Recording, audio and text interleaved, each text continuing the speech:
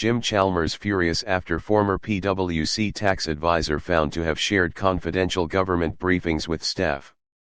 Jim Chalmers has said he is absolutely furious at findings a former PwC tax advisor breached the confidentiality of multinational tax consultations by disclosing them to other staff at the firm without authorization.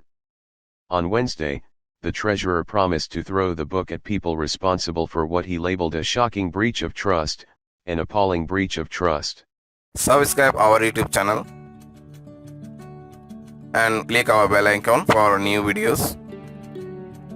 Shocking breach of trust, an appalling breach of trust. On Sunday, the Australian Financial Review first reported that the former head of international tax for PwC Australia Peter John Collins had been deregistered by the Tax Practitioners Board for failing to act with integrity and for sharing confidential government briefings. The board confirmed on Monday that it had found Collins made unauthorized disclosures to partners and staff at PwC of confidential information, obtained in consultations, about new rules to stop multinationals avoiding tax by shifting profits from Australia to tax and secrecy havens. In addition, the board investigation determined that PwC had failed to properly manage conflicts of interest when this confidential law reform information was shared with partners and staff in their tax practice, it said in a statement. The board deregistered Collins, with a 2-year ban on him becoming a registered tax practitioner, and ordered PwC to put in place training and procedures to ensure conflicts of interest are adequately managed. Chalmers said he was absolutely furious and absolutely ropeable about the revelations. There is no consultation without trust, he told reporters in Canberra.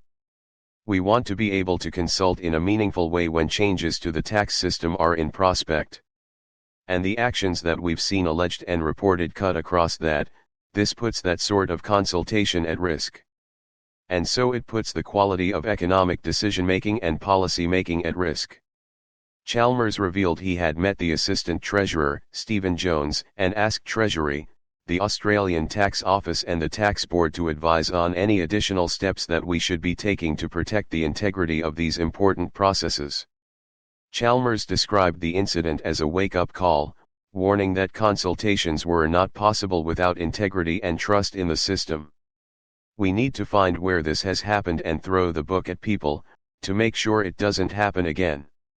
A PwC spokesperson reportedly told the Australian Financial Review, "We acknowledge the tax board found that a partner of the firm did not comply with confidentiality agreements in relation to a consultation process with Treasury, which occurred in 2014. We also acknowledge that PwC should have had specific conflict management procedures and policies operating at the time to prevent this occurring. In each case this failed the standards we set for PwC and we deeply regret this occurred." A PwC spokesperson told 24newsread.blogspot.com Australia it is deeply disappointed that in this government consultation process we failed the high standards we set for ourselves as a firm. We recognize and understand the need for our tax system to operate with integrity and deeply regret confidentiality in this matter was not maintained. The spokesperson said PwC had taken action to prevent this happening again, including a central confidentiality agreement register, a single non-client-facing contact for similar consultations and an education program. On Tuesday, the Liberal MP Michael Sukkar, who worked for PwC in 2005 to 2006, described the deregistration of the tax practitioner as serious but dismissed suggestions that PwC should be sanctioned beyond the tax board's order. Sanctions administered by the board are rightly imposed against individual tax practitioners, as has occurred here, Sukkar reportedly told the Australian Financial Review. I am pleased that the former coalition government took steps to strengthen the independence and role of the tax board, which has helped facilitate this action.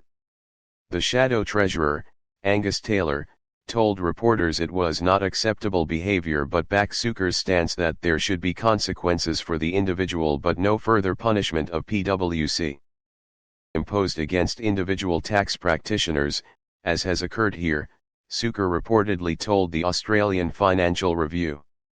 I am pleased that the former coalition government took steps to strengthen the independence and role of the tax board, which has helped facilitate this action.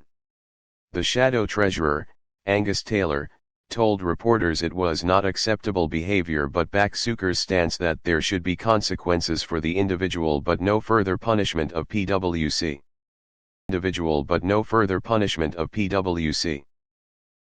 Subscribe our YouTube channel